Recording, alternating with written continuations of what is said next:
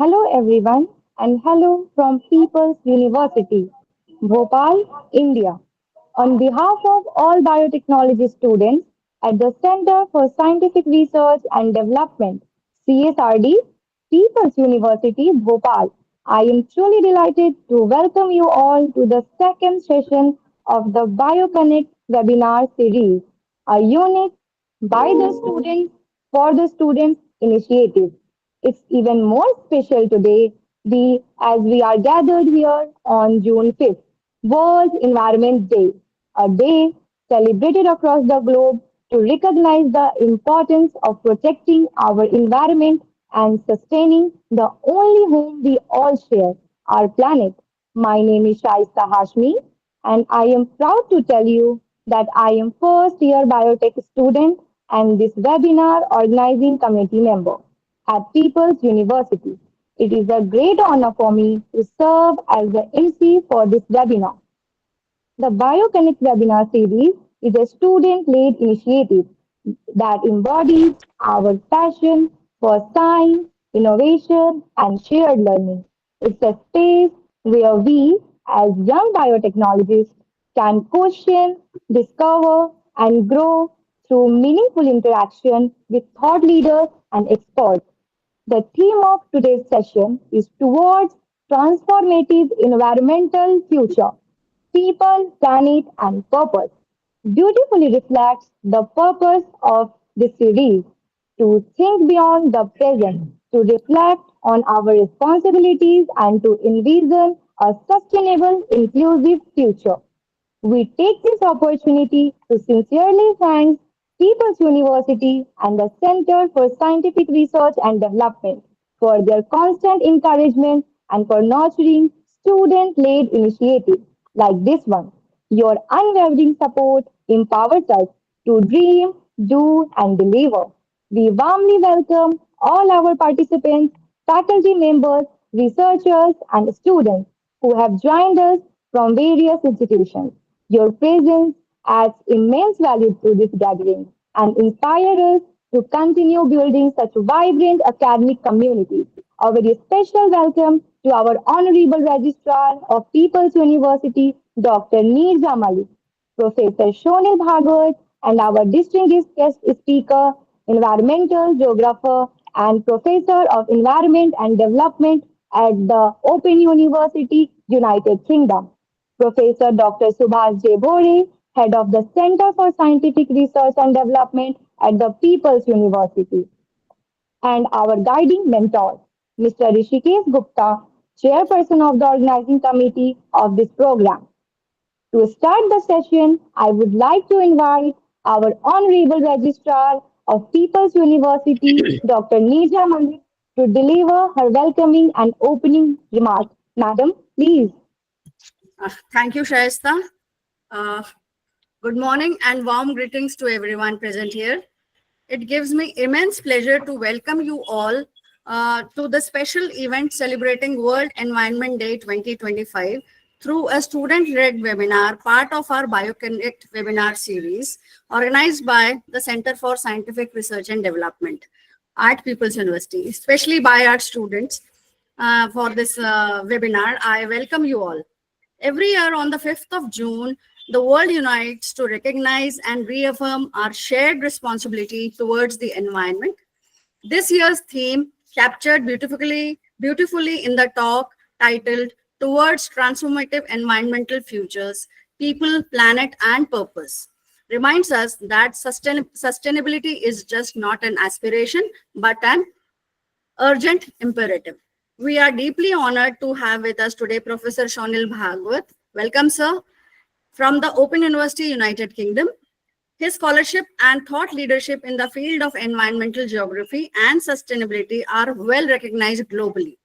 We look forward to his valuable insights that will inspire both thought and action, which we, the students, the young generation, should implement in our day-to-day lives. I commend the student organizing committee led by Rishikesh Gupta and Mohammad Faizan Sheikh as moderator, Shaista Hashmi as MC, and other dedicated members for their initiative and commitment. A special word of appreciation also goes to Professor and Head Dr. Subhash Gore, the student advisor and head of CSRD, for guiding this meaningful endeavor. This webinar is not just an academic exercise. It is a call to action. It is an opportunity for us all, especially the youth, to reimagine our relationship with the planet and move towards a future that is equitable, sustainable, and resilient. I have been told that, and I'm very proud to tell that all the participants, that we have almost 100 registered participants from 4 countries, namely India, Iraq, Uzbekistan, and the UK.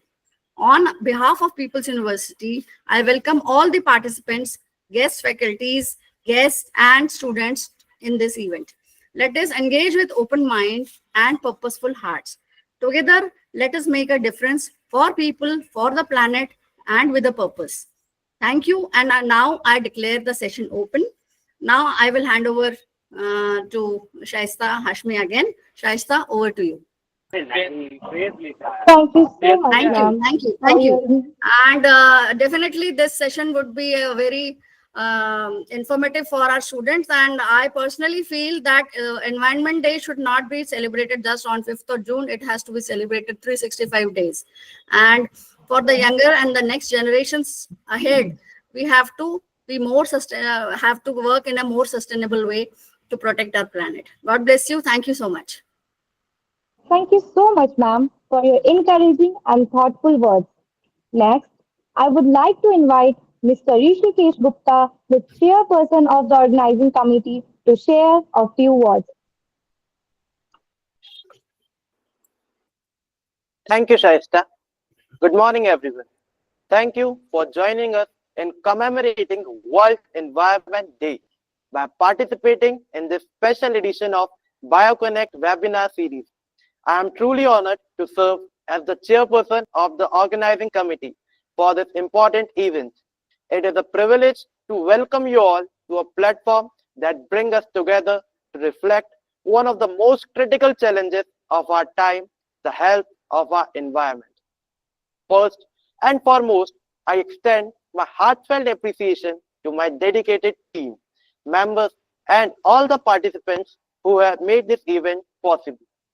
On this World Environment Day, we are reminded of our profound responsibility to protect and restore environmental health, because human health cannot thrive without a healthy planet. As we gather here today, let us remember that environmental conservation is not just a duty, it is a shared commitment. Whether it's planting a tree, reducing plastic consumption, or supporting sustainable practices, every small step matters and makes a big difference. The land beneath our feet, the air we breathe, the water we drink are not infinite. They are precious resources gifts. We must protect it. If we fail to restore them, we risk losing them.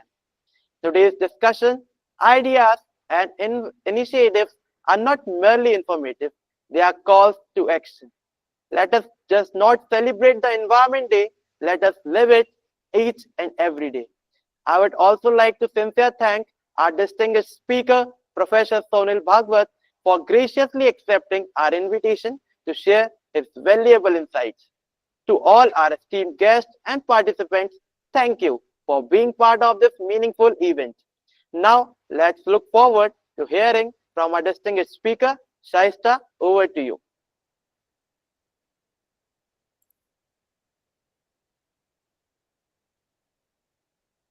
The session forward, I am pleased to invite our session moderator, Mr. Faizan. Faizan, over to you. Thank you, Shaista. Today is World Environment Day. We must remember that somewhere a tree is silently giving us oxygen. A river is flowing with life.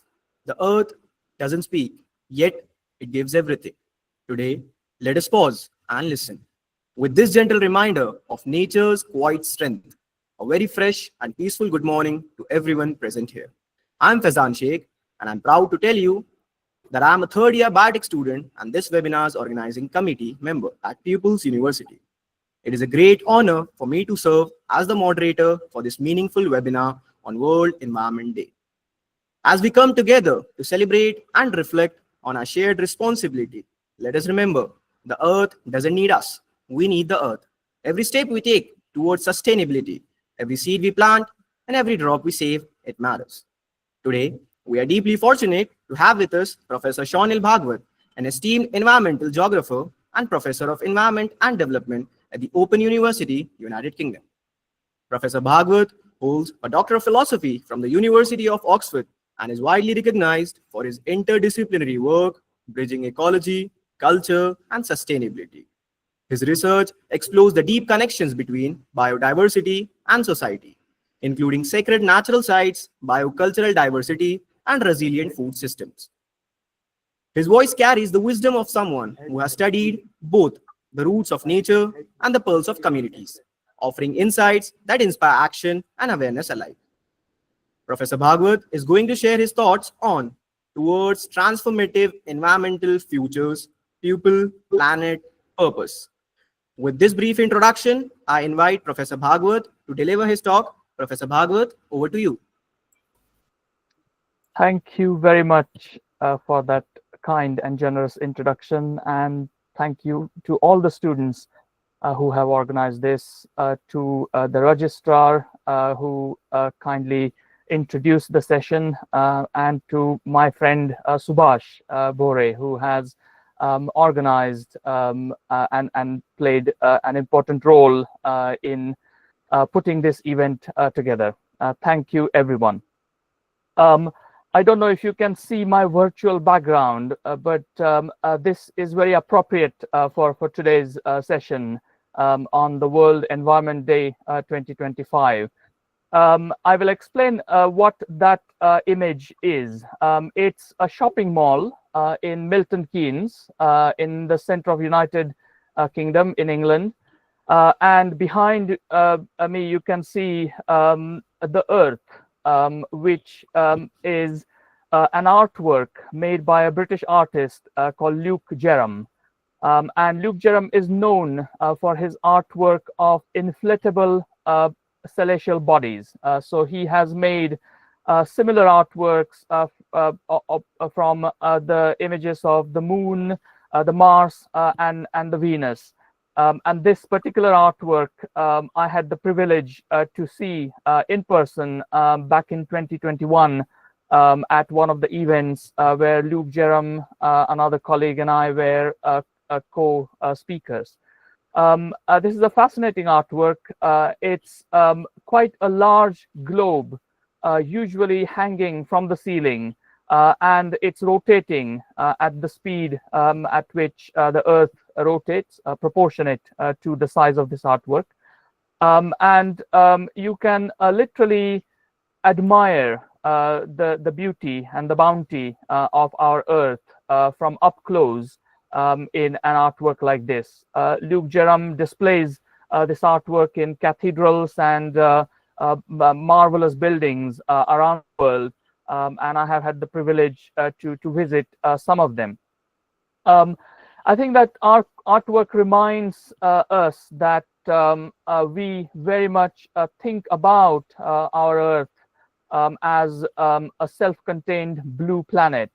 And my talk today is really going to start from that vantage point, looking at the Earth from space, and then bringing it down to tangible actions that we can take in order to protect that blue planet.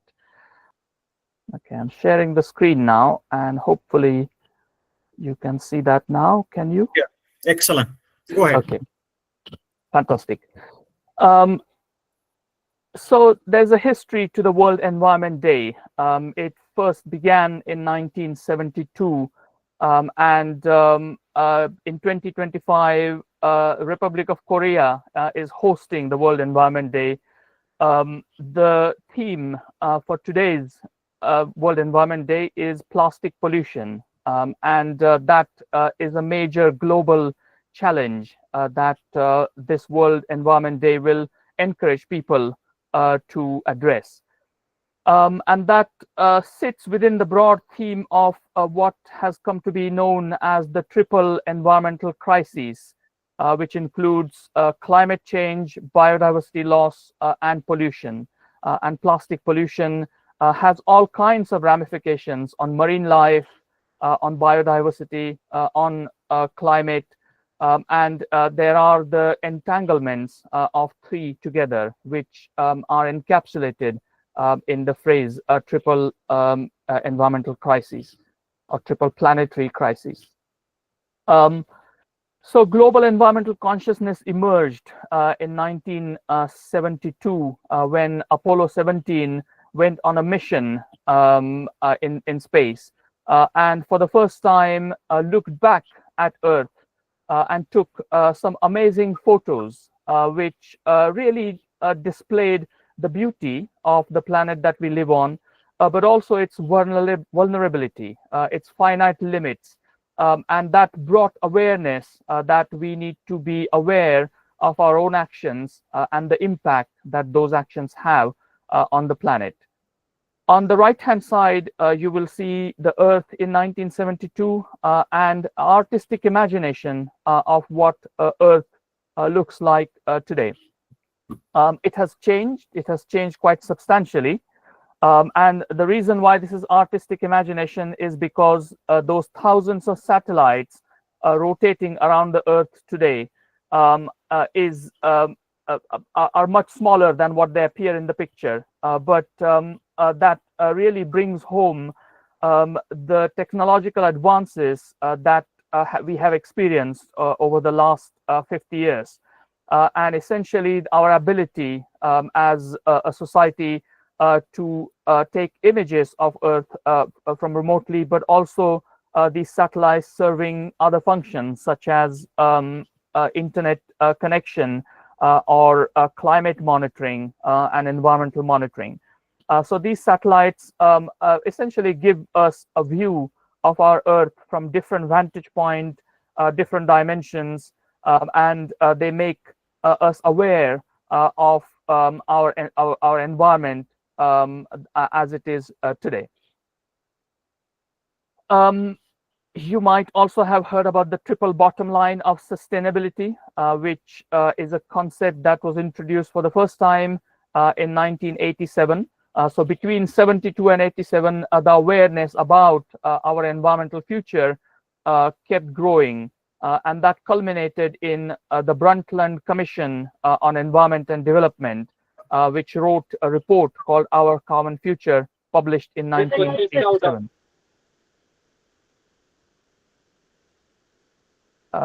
Can you hear me still? Yeah, please go ahead.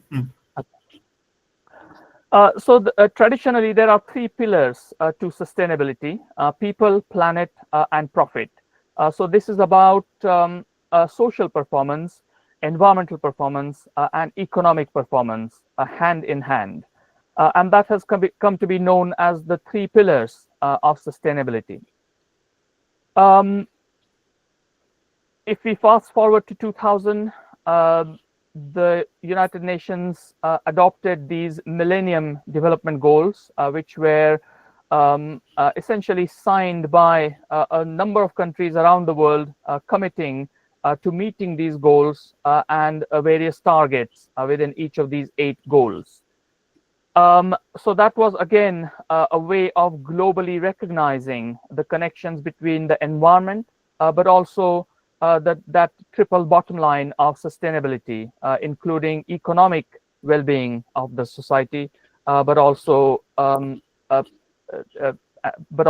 well-being of people in form of health or education or different types of partnerships for sustainable development.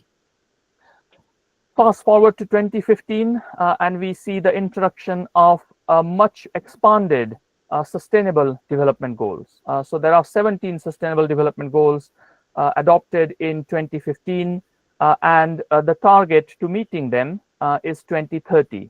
So we are five years away from those sustainable development goals. And as you will see, there is a wide range of them. Many of them are environmental goals, others economic, others social. So again, that triple bottom line of sustainability is seen through out that time period since 1972 to 2015, looking ahead at 2030. However, over that period, we have also seen a decline in nature, as the Intergovernmental Science Policy Platform for Biodiversity and Ecosystem Services suggested in 2019. We have a number of indirect drivers of the loss of nature and direct drivers of loss of nature, which cause some quite remarkable changes in terrestrial, freshwater, and marine environments. So on the right-hand side of this panel, you will see the effects of those changes, and the most dramatic effect being the loss of biomass and species abundance of wild mammals around the world. That has fallen by 82%, which is quite a significant loss in not just the number and density of wild mammals, but also the abundance and diversity of them. Indigenous peoples and local communities are dependent on nature, and they have also seen ongoing deterioration of nature through different forms of environmental impacts, through, for example, deforestation. There is also quite significant concern about the extent and condition of ecosystem, species extinction risk, and ecological communities, and the impact that human actions are having on those communities. So despite that global awareness of our planet and its environment, the decline in nature sadly continues. So what might be the cause of that decline in nature? And that's the focus of my talk today. And I'm going to suggest that if we want to take our environmental future seriously, we need to shift our view of that triple bottom line of sustainability. Clearly, that has been an important point of discussion, but it hasn't really delivered the outcomes. And I'm going to suggest that it's the profit bit of the people, planet, and profit that is a problem. And our global obsession with economic growth has essentially led us to where we are today. And I'm going to suggest that if we think about the world in which purpose becomes more important as opposed to profit, then we have a good chance of securing what can be described as a healthy environmental future. So the take-home message from this talk really is that we need to shift our thinking from people, planet, profit idea to people, planet, purpose idea. And that's what I'm going to focus on today. So to give you an example of three sectors, farming, fisheries, and forestry, a profit-driven farming sector is reliant on a small selection of crops, cereal grains in particular, but also oil seeds or soya. And these crops have led to large expansion of agriculture. There is obviously a proportionate increase in food production, but what the problems that this profit-driven approach to farming has caused are quite irreversible in form of species extinctions, loss of habitat, and also pollution into our water bodies and ultimately in our oceans. A purpose-driven farming, on the other hand, is practiced on a much smaller scale. It pays attention to wild habitats and biodiversity, and combines those wild habitats such as forests and margins which are rich in wildflowers, in addition to farms that grow and produce the food that we need to eat. Similar scenario in fisheries. Profit-driven fisheries use large vessels. They practice what is called bottom trawling, that essentially dredges the seabed and drags a large net across that seabed to catch as much fish as possible.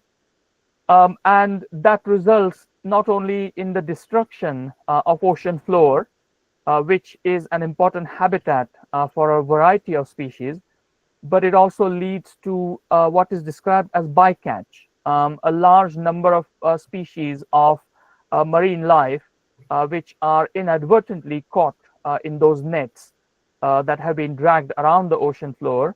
And that bycatch is essentially thrown away back into the ocean, which essentially then becomes full of dead fish and other marine life. And that practice is driven entirely by profit-making fishing industry, as opposed to purpose-driven fisheries, where small vessels do a better job with smaller fishing gear and are very precise in the fish that they catch and their impact on marine life. The third sector is forestry. Profit-driven forestry causes destruction of woodland and other forest habitats, destruction of Amazon rainforest or other parts of the world. Congo rainforest to logging is a well-known example. And that hunger for wood and the profits that industry makes through that global hunger for wood leads to deforestation, loss of wildlife, habitat loss for many species. A purpose-driven forestry, on the other hand, is more sustainable. It meets to certain basic standards of what forest extraction should look like.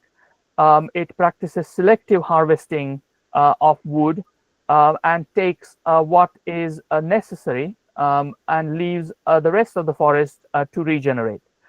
So these are three examples of purpose-driven environmental management. So if we foreground purpose as opposed to profit, I'm going to suggest that that will lead to what can be described as a virtuous triangle of environmental futures. So purpose-driven fishing, forestry, or farming will lead to better environmental health, better planet. Better planet can provide better resources to people. It can provide basic needs for all the population of the world, the 7 billion people, the food, clothing, and shelter.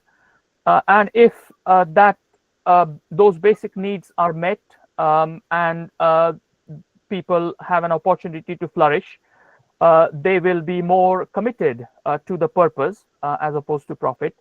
And that will lead to that virtuous triangle of purpose, planet, and people. So I'm going to give you a number of examples of what transformative environmental futures might look like. But this image captures a lot of what I'm going to say. It's the focus in this image is on the African continent. And this is a beautiful artwork of the globe, which foregrounds the African continent. Africa in today's world has become the next frontier for resource extraction.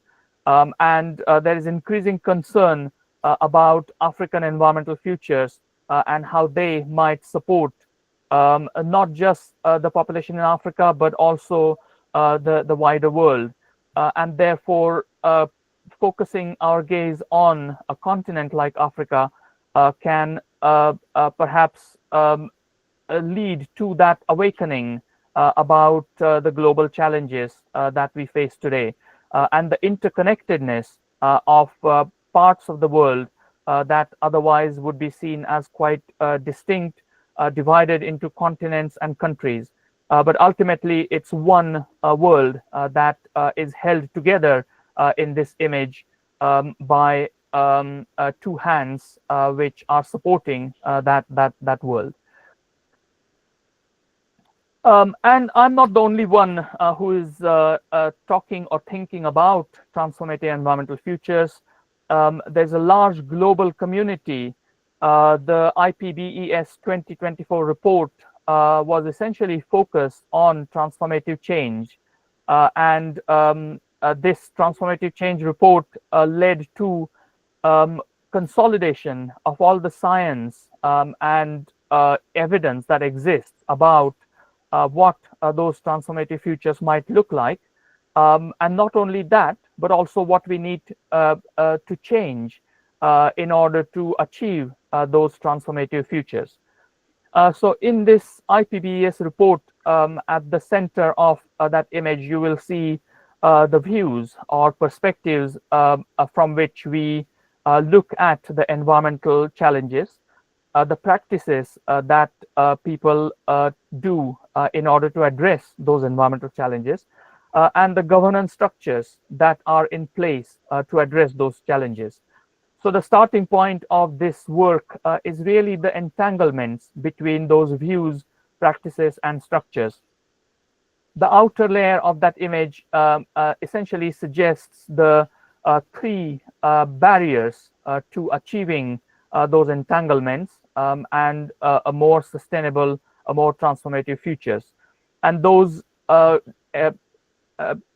and those barriers include disconnection from and domination of nature and people, concentration of power and wealth, and finally the prioritization of short-term individual and material gains as opposed to long-term environmental futures. IPBES report goes on to lay out the principles for what that transformative change might look like. And if we insert those principles into the diagram, that allows us to remove those three barriers which now appear on the periphery. So those three principles are equity and justice in procedures and outcomes for humans and other species, pluralism and inclusion to engage diverse actors, visions, and worldviews, adaptive learning and action to continuously assess impacts and consequences. So it's not just about a silver bullet solution for one specific problem, but it's about adapting and learning and tweaking and adapting our own actions in order to achieve that environmental future. And finally, it's the respectful and reciprocal human-nature relationships, not a view where humans dominate the planet and humans are the sole recipients of Earth's resources and the benefits, but also there are other species and indeed other non-living entities that need to foster care, respect, solidarity, responsibility, and stewardship. So quite big principles there, and quite a daunting task for us to really grapple with those principles. But IPBES report doesn't just stop there. It goes on to suggest what are those barriers to transformative change and what can be done about them. And that's that bit about doing what is necessary is really the important part of today's discussion. So IPBES identifies these barriers and they include domination through colonial legacies. Colonialism, as we all know, has left a quite lasting legacy on the world, and colonial practices essentially led to capitalism, which we have seen today. And colonial times were really the beginning of usurping and using Earth's resources in ways that were quite unprecedented. They were quite global and they were beyond the boundaries of nation states. And that set the precedence for global use of resources that we experience today under capitalism. Capitalism has also led to economic and political inequalities, and that is a real barrier to achieving that transformative change.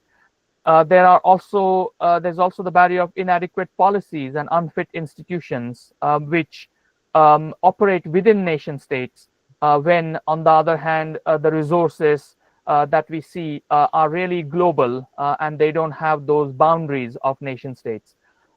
There's also the barrier of unsustainable consumption and production patterns and individual habits and practices that large corporations essentially push the society towards.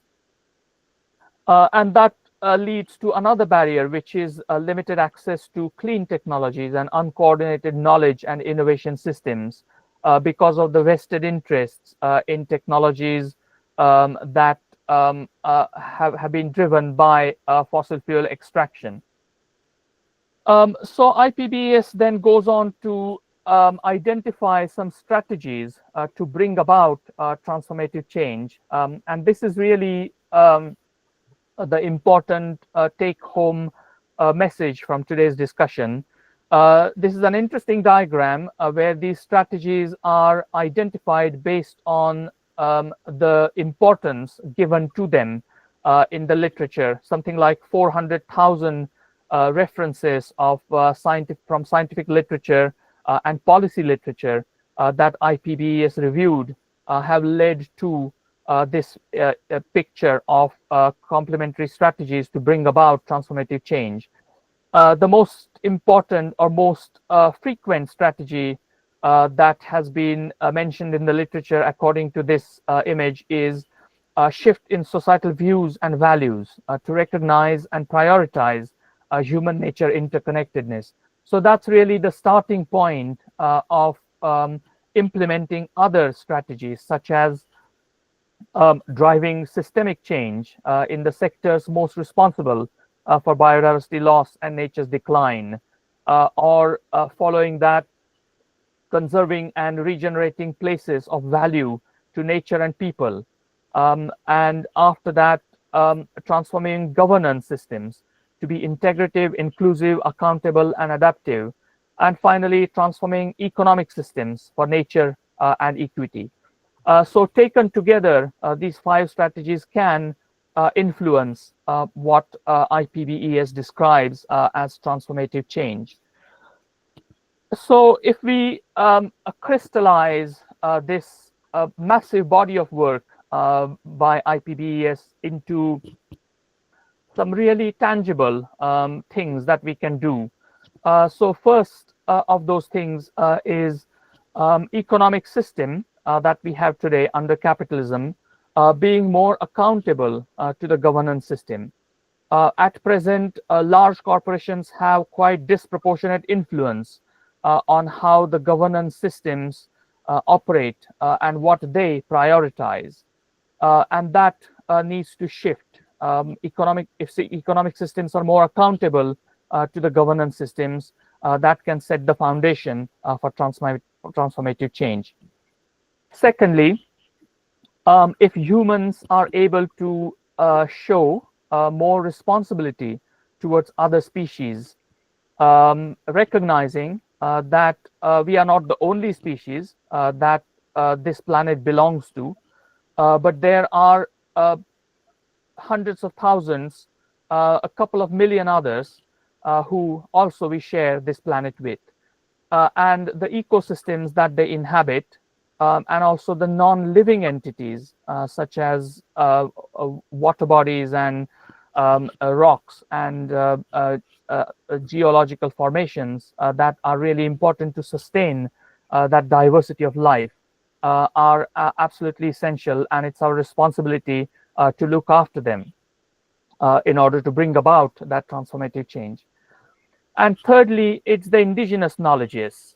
These are knowledges that have been passed down through generations, as opposed to scientific knowledges that have been produced in post-industrial societies, which have really led to quite significant scientific advances. But those scientific advances have also disconnected us from nature, and that reconnection is something that we can learn from indigenous knowledges, because indigenous knowledges are essentially reliant on that relationality between us as humans and the natural world and the non-living beings that we coexist alongside. So that relationality is important to bring back into scientific knowledge in order to bring about transformative change. So what do those indigenous knowledges look like? It's really about a shift in our view from relation of domination on nature to a relation of care for nature. And in this beautiful image, you can see a variety of different cultures around the world, including in Bolivia, New Zealand, Sub-Saharan Africa, indigenous peoples in the United States of America, Japan, Ethiopia, Ecuador, Mexico, South America. There are indigenous cultures on all of the inhabited continents of the world that show and demonstrate this respect for nature and the relations of care to nature, as opposed to relation of domination that we see under the prevalent capitalist system today. And if we can change that gaze and really think about nature as one to be cared for as opposed to dominated by humans, then we can achieve that transformative change. Now, again, crystallizing and taking inspiration from some of that IPBES work, what we see is two very different ways of looking at our world. On the left-hand side, you will see the rotating Earth made in 2020 from Terra Modis sensors from NASA's Goddard Space Flight Center in Maryland. And this is a amalgamation of all of those remote sensing images of the Earth to display the Earth spinning around its axis and its physical properties, its atmosphere, its environment from different angles. So that's one way of creating knowledge about Earth, just as the Blue Planet image started in 1972. On the right-hand side, you will see an image called Madre Tierra, made of corn husks in 2013 by 11-year-old Mariana Ayala Bautista from Oaxaca in Mexico. And that image, to my mind, captures that relationality, that it captures the image of Mother Earth. There is a mother figure at the center of that image, but also there are other species than humans who that Mother Earth looks after. And that relationality captured in that image is really something quite remarkable that needs to be brought back into our discussion of scientific knowledge. And those two knowledge systems essentially divide the world's population into two kinds of people. And Madhav Gargil, the celebrated ecologist from India, has recently described in his social change lecture that there are the biosphere people who are found primarily, but not exclusively, in the global north. There are now increasing numbers of biosphere people in the global south who enjoy access to resources from the entire biosphere made available through global markets under capitalism. They have lifestyles that are relatively insulated from environmental degradation. And the statistics are quite remarkable. Something like 15% of the world's population who can be described as those biosphere people consume 85% or more of the resources from Earth and its systems. And that has led to the recognition of planetary boundaries. On the left-hand side, you will see the image of how the biosphere people have significant impact on the Earth's planetary boundaries, and how the limits of those planetary boundaries have already far exceeded the sustainable limits of Earth. And that includes biosphere integrity, climate change, land system change, freshwater change, biogeochemical flows. So the red or orange zone in that image is the boundaries that have already exceeded, and that is a real concern. So biosphere people like ourselves will really need to pay specific attention to their actions and its impact on the planet. If everyone lived like the biosphere people do, we will need many more Earths than we currently have.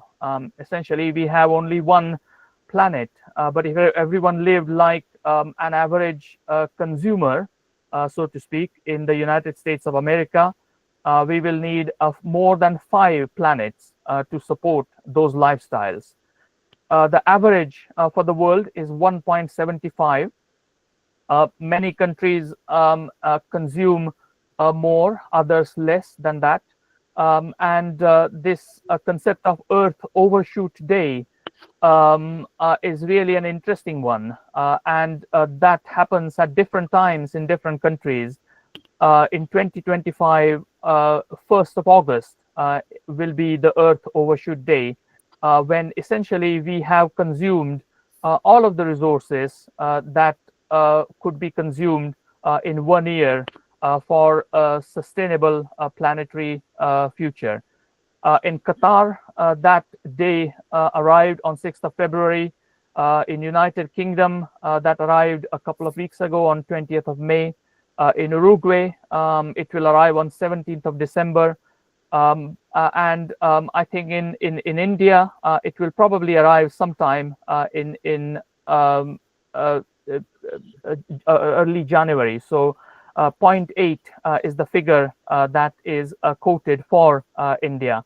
So if we took India as a whole, the consumption of resources in India, if everyone lived like people in an average person in India does, we will need only 0.8 planets.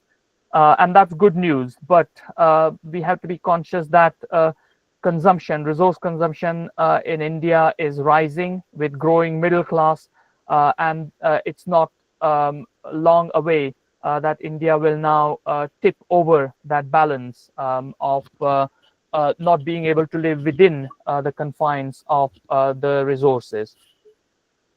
On the other hand, there are the ecosystem people, and these people are primarily in the global south.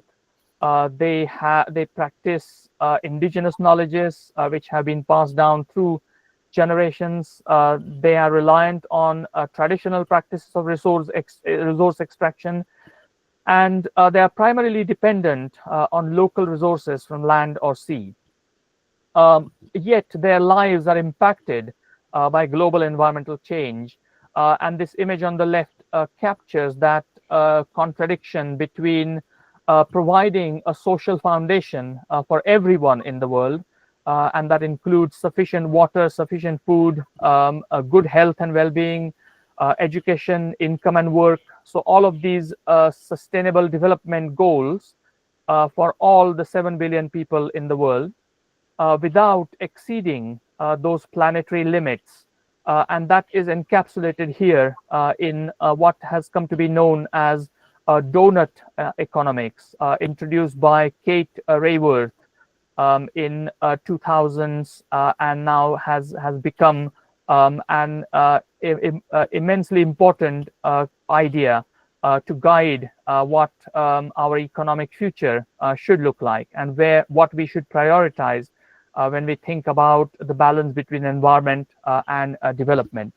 And many of those ecosystem people live below that social foundation, and we really need to pay attention in order to bring them up to the social foundation while bringing the planetary boundaries down towards that ecological ceiling.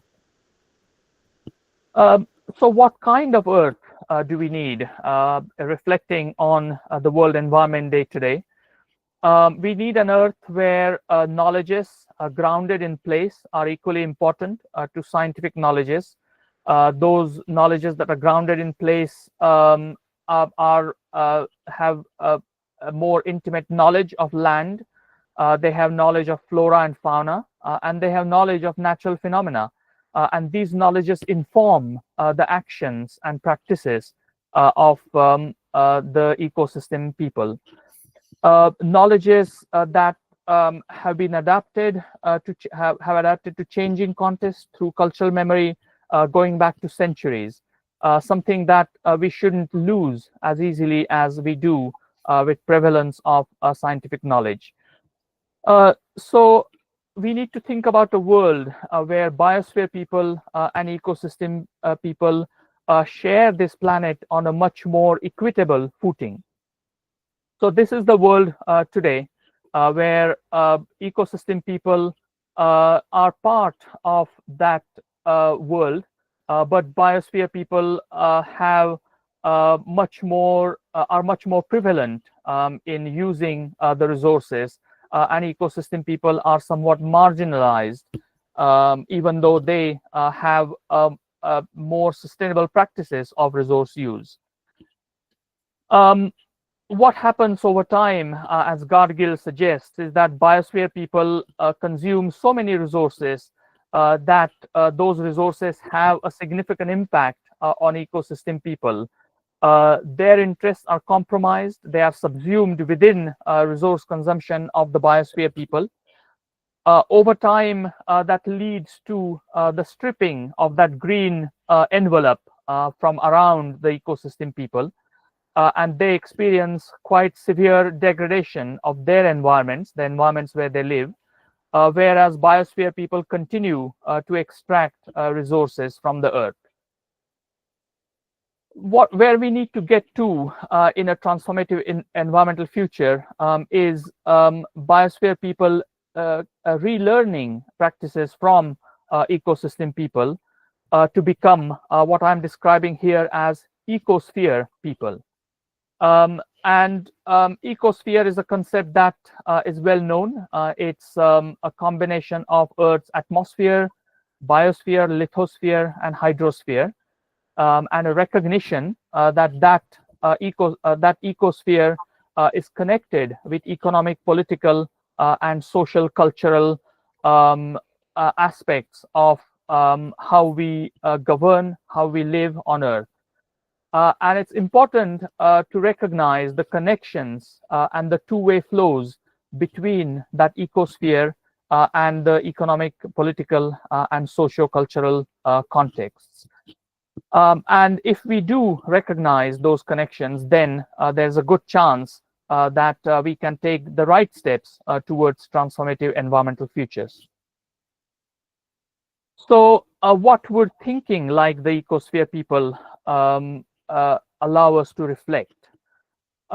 We need to ask, what can that global environmental consciousness, which started with the blue planet image, blue marble image of the Earth in 1972, what can that consciousness, that vantage point, the view from above, learn from much more grounded indigenous environmental knowledges? The second question that we need to ask is, how can thinking about Earth from the global south help to look after our planet better? And from the global south, I mean good practices from indigenous peoples and traditional knowledges. And thirdly, we need to ask, how can we amplify these voices from the global south for achieving what is now described as transformative environmental futures? So I'm going to take you back to the three sectors: farming, forestry, and fisheries, and look at each of them to think about what needs to change in order to bring about that transformative future. So farming, in the farming sector, we need to think much more about nature-friendly farming.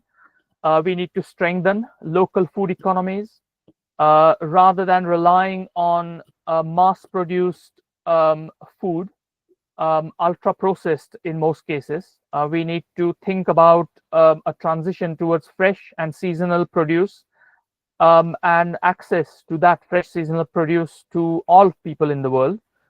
We need to think about a greater variety of species in our food, as opposed to the heavy reliance on a small number of cereal grain crops and a small number of animal species.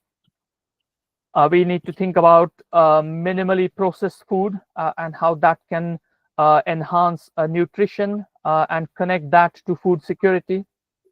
Community farming is an important aspect of that future. Traditional cuisines are also an important aspect. Local markets and fair trade, a more conscious purchase of food when we buy our food.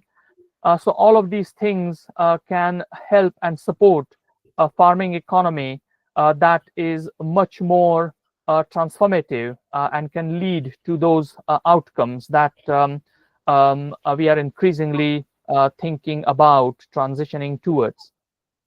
In fisheries, smaller fishing vessels, improved standards of good practice, improved fishing gear to selectively harvest fish rather than ending up with a large bycatch.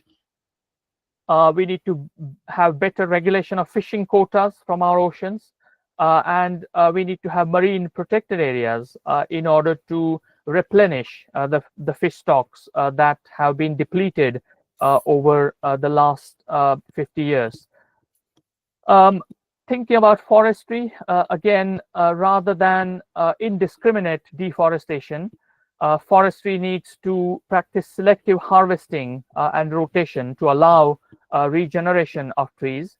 We need to find ways of protecting forest biodiversity, protect wildlife habitats and endangered species, alongside forests that are designed for harvesting timber or other non-wood products. Protecting high conservation value forests is also an important part of sustainable forestry, and that can lead to maintaining soil health, watershed, and fungal diversity, which is vital for a healthy forest ecosystem. And we need to safeguard areas of cultural and spiritual significance, such as sacred forests, which are found all around India in particular. And I have done some work during my career on those sacred forests. So the World Environment Day reminds us about the factors that we need to consider when thinking about transformative environmental futures. This map of events that are being organized around the world in some ways goes to reassure us that people around the world are already thinking about those transformative environmental futures. So that the question now is, how can we leverage that thinking into action, into doing?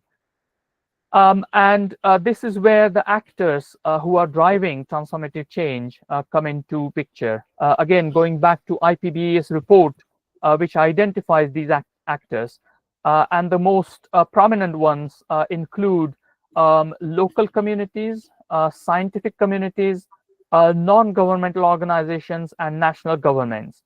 So there is a role here for universities like People's University to contribute to, alongside the national governments, non-governmental organizations, and local communities.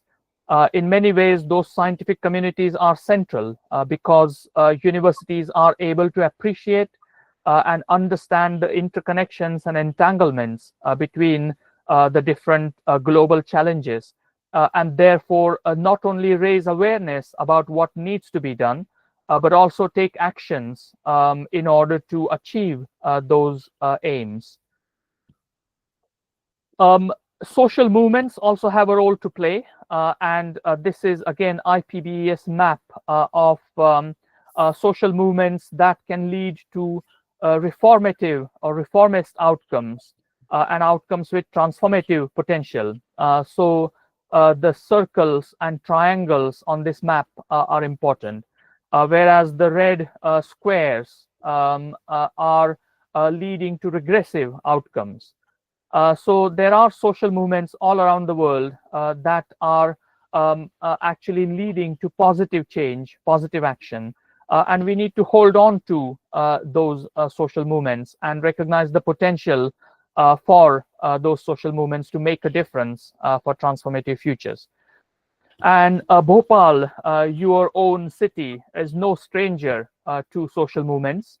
After the terrible industrial disaster in 1980s, which is described as the world's worst industrial disaster, the various social movements sprung up in response.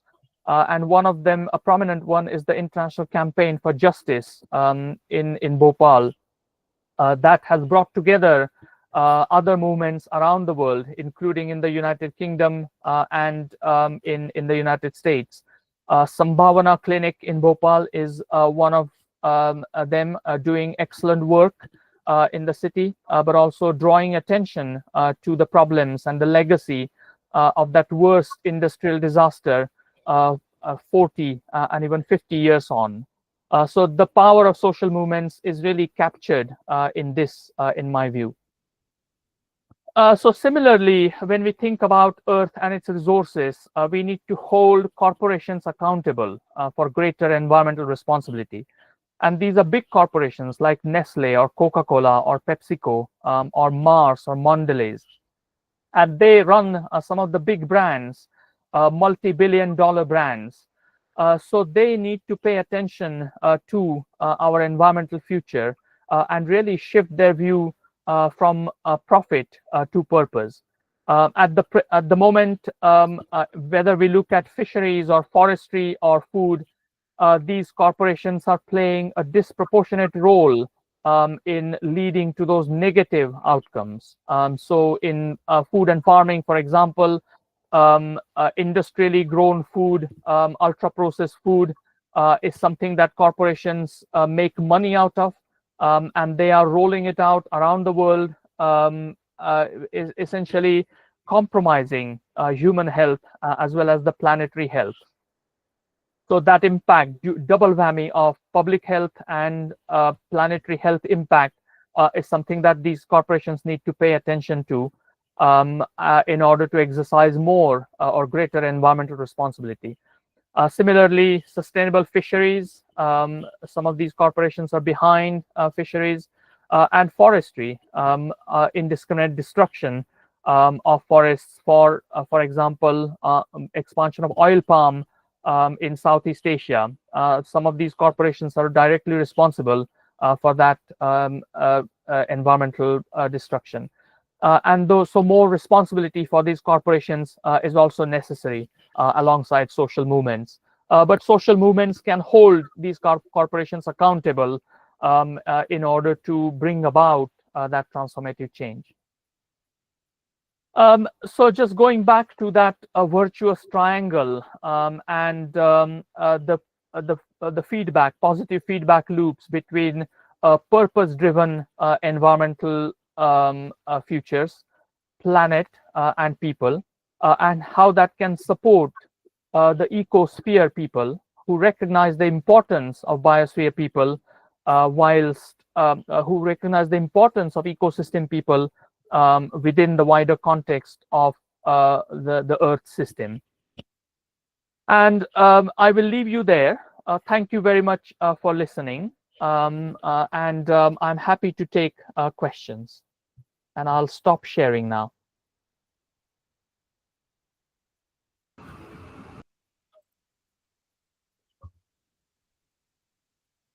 Thank you so much, Professor Bhagwat, for such an insightful and thought-provoking session. Your words have truly deepened our understanding of the environment, not just as a subject, but as a living relationship we must nurture. Now, let's move into the question and answering session. I encourage participants to keep your questions ready for our esteemed speaker. Please share your questions in the chat box. We'll do our best to address as many as time permits. The first question we have, Professor Bhagwat: what role does indigenous knowledge and community participation play in creating sustainable and inclusive environmental solutions? Very important role, I would say. I think indigenous knowledges are really informed by that relationality and recognition that we depend on Earth's resources.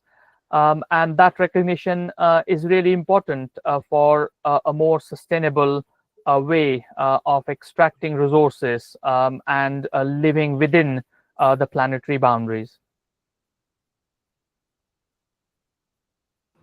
Another question we have, can you share an example of successful initiative or project that aligns well with People, Planet, Purpose framework along with IPPS? Yes, there are quite a large number of initiatives. An important one, but a small one, which I can think of, is a project called Black Baza Coffee, which is run by Arshia Bose, a colleague who also works in Coorg. Arshia and her team operate out of Bangalore in South India. And they run a company called Black Baza Coffee. This is a specialty coffee grown on single estates in Kodagu, a place where I have done quite a lot of work over the last 25 years myself, and have worked with coffee growers in that region. So what Black Baza Coffee does is that it supports what can be described as a social enterprise by making links with coffee estate owners in Kodagu and sourcing coffee from them in order to supply coffee to cafes and restaurants in Bangalore and even beyond. And the focus of Black Baza Coffee is on that purpose-driven business. So it obviously has to make profit in order to stay afloat. But Black Baza Coffee makes that profit with a purpose. And that's the distinction of a social enterprise versus a profit-making enterprise that simply expands coffee plantations indiscriminately without thinking about biodiversity or social sustainability of coffee farming. And Black Baza Coffee is an important example in this space where that social enterprise has led to better environment, better conditions for people working on plantations, and also better support to the coffee planters. Another question we have, how can educational institutions and young people contribute meaningfully to transformative environmental change at our level?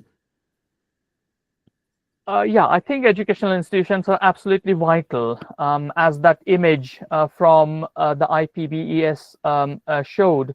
Educational institutions have quite a significant role to play, not only because of the scientific work that goes on in these institutions and the new knowledge that is constantly being produced, but also the translation of that new knowledge into practice and into better understanding of the interconnectedness of societal challenges.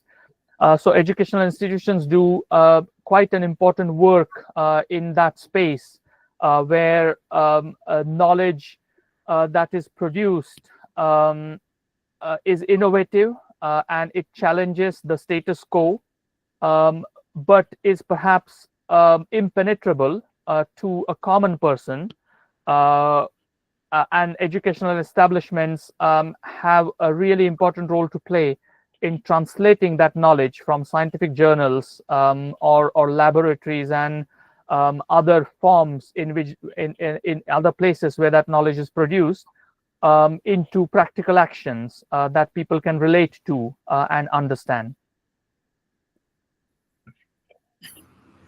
The next question we have, what policy level shifts do you believe are urgently needed to support long-term environmental resilience and equity?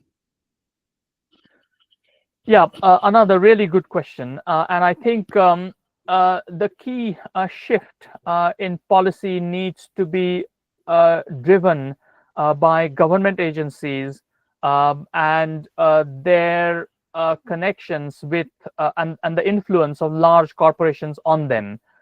So at present, let's take the example of food policies. And a lot of the governments are reliant on their trade links. So Donald Trump's tariffs are causing a lot of discussion around the world at the moment.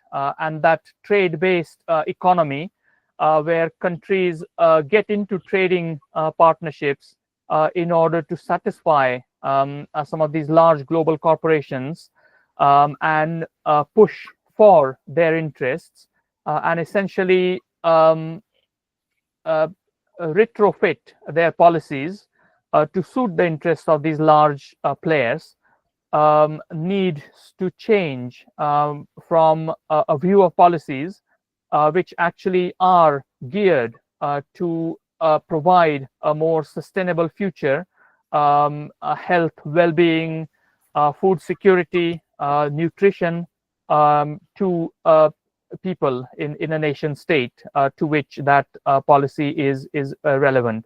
So I think it's changing the focus of policy to think about health, well-being, and society and the interests of society as opposed to the interests of large corporations. Another question we have, with climate challenges varying globally, how should nations collaborate while respecting their unique environmental and socio-economic context? Yeah, I think that is an important question. Unfortunately, the governance systems that we have today are fragmented, even though the Earth's biosphere doesn't discriminate between national boundaries or regional boundaries. The way the resources are governed have to discriminate between those boundaries. And that's where the cross governmental entities like the United Nations can potentially play an important role and essentially influence the way the governments think about more connectedness in those policies. Lastly, we have one more question. How do you personally stay optimistic and inspired in the face of daunting environmental challenges we face today? A really good question.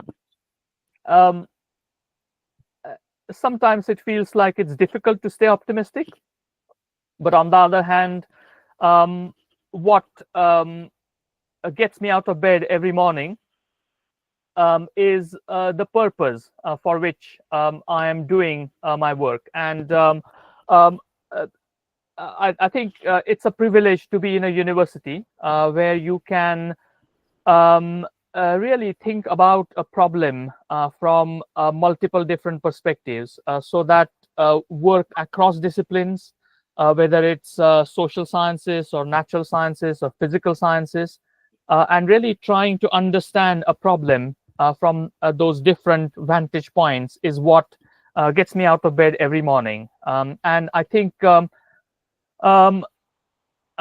looking at a problem from these different perspectives is something that only academic institutions can do well because of the diversity of people who work in educational institutions and the diversity of perspectives they bring. And there isn't a particular agenda in institutions. It's about producing knowledge and producing knowledge from those diverse perspectives is what I really enjoy. And I hope that I am able to make even a small contribution by highlighting a problem from different perspectives that were perhaps not thought about previously. and generating awareness about the interconnectedness. Our chairperson is gonna ask one question. Rishikesh, you can unmute yourself. Good morning, sir. Myself, Rishikesh Gupta, chairperson of this committee. Sir, actually, it's a basic question. I just need to ask what initiatives we, as a biotechnology student, can make the initiatives, what initiatives we can take to overcome these problems and promote the environment health, according to you, in your suggestions. Yeah.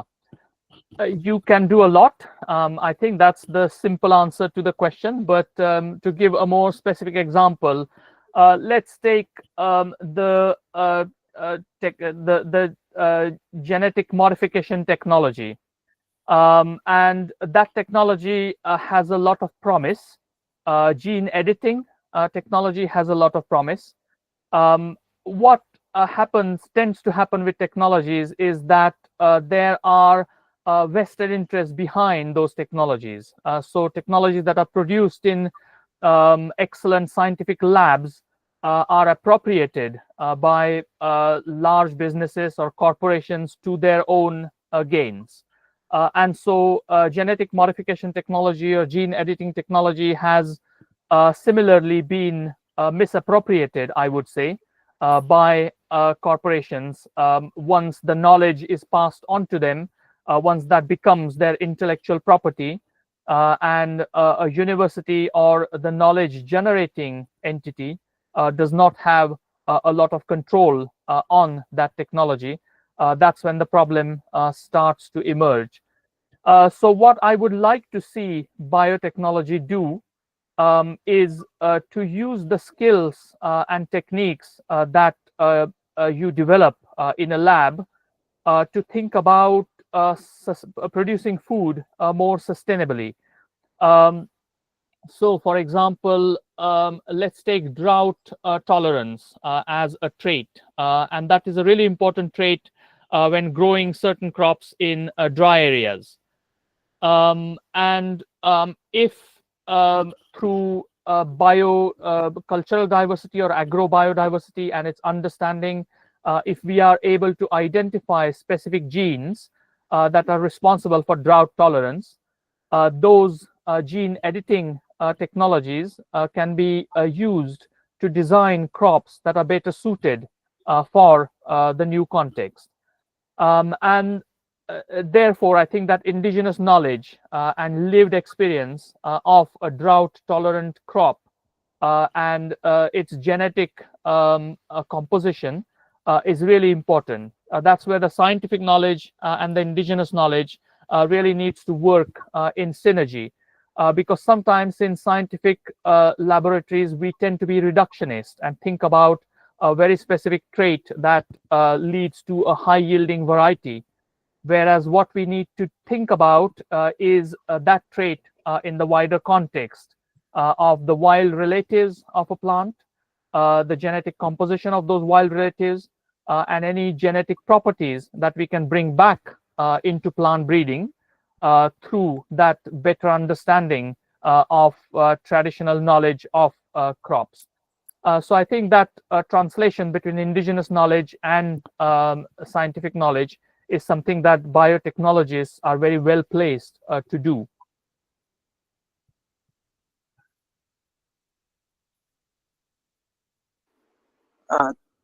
Thank you so much, sir, for your answer. We'll definitely try to. Esteemed guest and fellow students, it was a great session. I want to take this opportunity to thank our speaker, Professor Bhagwat. I also want to thank all participants for their active participation.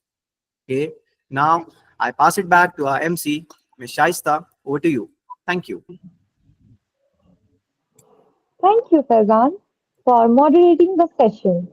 On this meaningful occasion of World Environment Day, let us take a moment to reflect on our individual and collective responsibility to protect and preserve our environment. We will now take an environmental pledge together as a symbolic gesture of our commitment to a sustainable future. We now invite Ms. Manisha to read the pledge on behalf of all participants of this program.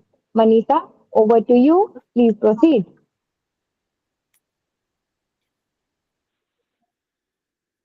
Thank you, Saista. A very warm good morning to everyone. Today, as we gathered here virtually, let us pause, not just to make promises, but to awaken our collective conscience. Because saving our planet is no longer a choice, it is our shared responsibility and duty. Now, I have invite you to join me in taking the green plate. The plate has been posted in the chat box. Please feel free to read it along with me as we commit ourselves to a more sustainable future. All right, let's begin. I pledge to protect and preserve the natural environment. I shall do my best to reduce pollution, conserve resources, and promote sustainability in my daily life. I commit to planting trees, reducing plastic use, saving water, and spreading awareness. I understand that the earth is not only ours but a shared home for future generations, and I take responsibility to act wisely and kindly towards it. Thank you, participants. Now it's over to you, Sahita. Thank you, Manisha, for your Thank you, Manisha. Now, I would like to invite Ms. Muskan for a vote of thanks, a special gesture, and acknowledgement. Muskan, over to you. Thank you, Shaista. A very warm good morning to everyone present over here. As we conclude this insightful and inspiring second session of the BioConnect webinar series, I feel truly honored on behalf of the entire CSRD team at People's University to extend the vote of thanks. We begin by expressing our sincere gratitude to our Honorable Registrar of People's University, Professor Nija Malik, for taking time out from her busy schedule to attend this program. Ma'am, your encouraging presence and motivating words have set the perfect tone for the program. A special thank you to our esteemed speaker, Professor Shonil Bhagwat, for delivering a thought-provoking session on the topic towards transformative environmental futures, people, planet, and purpose. So your insights have not only expanded our academic horizon, but have also sparked inspiration among us to make our environment cleaner and follow that sustainable approaches for our living.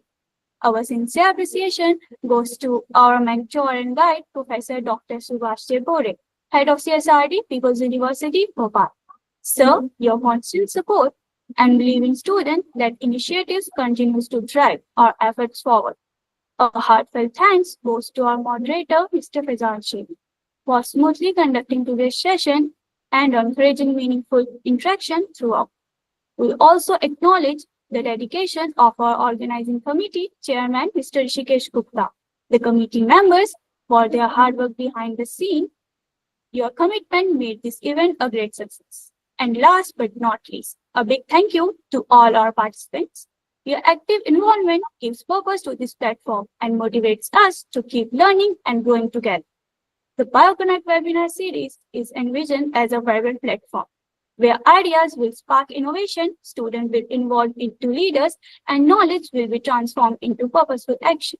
We hope today's session was as enriching for you as it was for us, and we look forward to welcoming you all again in the upcoming chapters of the BioConnect webinar series with the motto for the students, by the students. We want to record our special thanks and gratitude to Honorable Vice Chancellor of People's University, Professor Dr. Harish Rao, and the management of the People's University for their unwavering support to the BioConnect webinar series.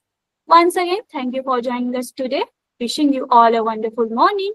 Now I pass it back to our MC, Ms. Shashta. Over to you. Thank you. Thank you so much, Muskan, for your warm and heartfelt vote of thanks. You have beautifully captured the spirit of gratitude on behalf of all of us. As we come to the close of this enriching session, I want to extend heartfelt thanks to each and every one of you, our dignitaries, speakers, faculty members, student volunteers, and participants for making this session a success. Let us carry forward the spirit of World Environment Day, not just in words, but in action, through awareness, collaboration, and a deep commitment of building a better, greener world. Okay, esteemed guests and fellow students, it was a great session today. Before ending this session, we would like to hear feedback from all participants. The feedback form link is also posted in the chat box. We promise the evaluation survey will not take you more than 2 minutes. Your feedback will be greatly appreciated. I will wait for 2 minutes for you to complete the feedback form. Please note that the certification of attendance will be sent to you only if you complete the feedback form.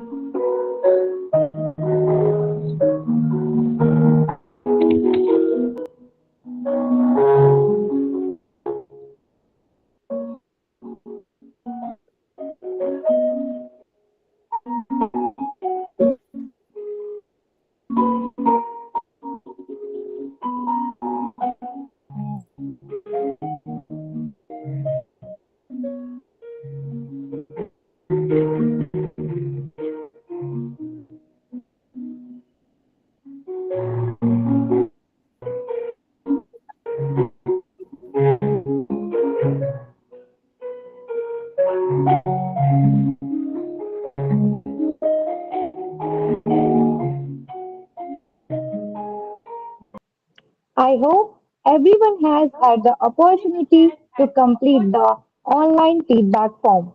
Please note that you will receive your e-certificate very soon. I will now conclude the meeting. Thank you once again. Stay curious, stay inspired, and we look forward to see you in the upcoming session of the BioConnect webinar series. Have a great day ahead. Namaste.